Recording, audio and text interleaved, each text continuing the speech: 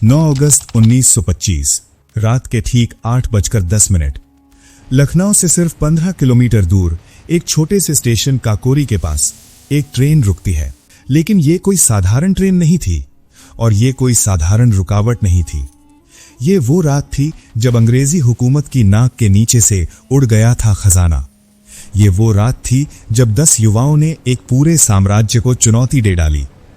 ये कहानी है काकोरी की, उस ट्रेन की, उस लूट की और उन शहीदों की जिनकी फांसी ने आजादी की अलख को पूरे देश में फैला दिया।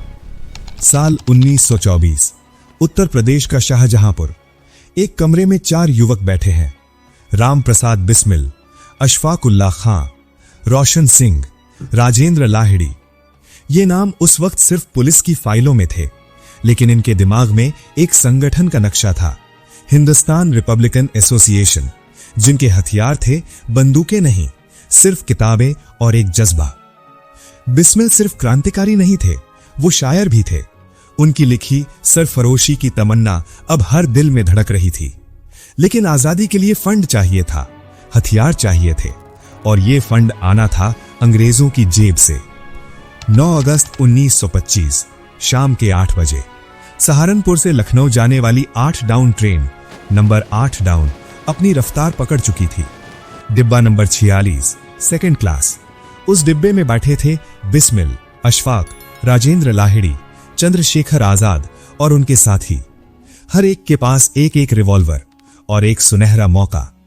रात के 8:10 ट्रेन ने काकोरी स्टेशन पार किया और ठीक उसी वक्त चेन खिंच गई।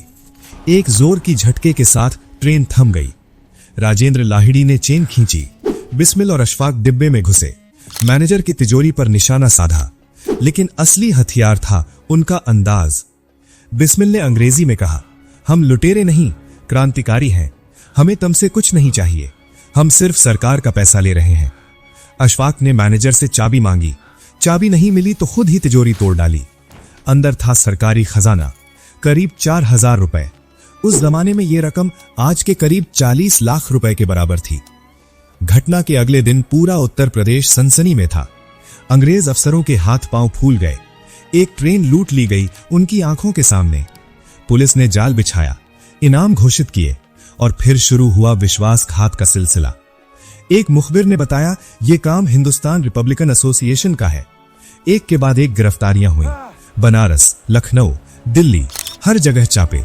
लेकिन चंद्रशेखर आजाद अब भी आजाद थे।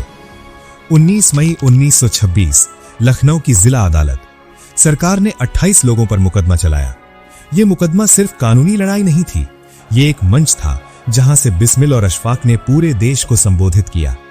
बिस्मिल ने अदालत में कहा, हमने कोई जुर्म नहीं किया, हमने तो सिर्फ उस सरकार का पैसा लिया जो हमारे ही देश को लूट रही थी। अगर देश की आजादी के लिए काम करना जुर्म है तो हम इस जुर्म पर फख्र करते हैं। अशफाक ने कहा, मुझे फांसी दो, लेकिन मेरा ईमान मत बदलो। हिंदू मुस्लिम की एकता ही हमारी ताकत है, इसे तोड़ने की कोशिश मत करना। अदालत ने 4 लोगों को फांसी की सजा सुनाई।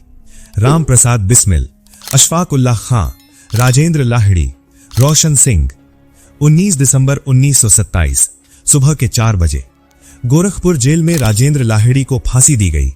वो सबसे पहले शहीद हुए। ठीक उसी सुबह फैजाबाद जेल में राम प्रसाद बिस्मिल और अशफाक उल्लाह खां दोनों एक ही समय पर फांसी पर चढ़े।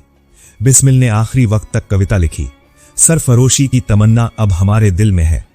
अशफाक ने आखिरी बार कहा, हिंदू मुस्लिम की दुश्मनी ही अंग्रेजों की सबसे बड़ी जिंदगी है, इस जिंदगी को मत होने देना।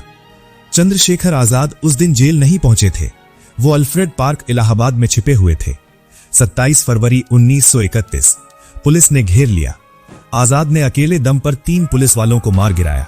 जब एक गोली भी बाकी नहीं बची तो उसने अपनी रिवॉल्वर अपने मंदिर पर रख ली। मैं आजाद हूं और आजाद ही रहूंगा, जिंदा नहीं लेकिन आजाद। चंद्रशेखर आजाद ने खुद को गोली मार ली। वो 25 साल के थे। आज काकोरी एक छोटा सा रेलवे स्टेशन है। लोग उतरते चढ़ते हैं, लेकिन शायद ही कोई रुकता है। उस प्लेटफॉर्म पर जहां 100 साल पहले चेन खिंची थी, आज एक स्मारक है। बिस्मिल, अशफाक, लाहिड़ी, रोशन, आजाद, ये नाम किताबों के पन्नों में सिमट कर रह गए हैं, लेकिन उनकी सरफरोशी की तमन्ना अब भी हर युवा के दिल में धड़कती है जो अपने देश के लिए कुछ कर गुजरने का सपना देखता है। सरफरोशी की तमन्ना अब हमारे दिल में है। देखना है जोर कितना बाजुए कातिल में है।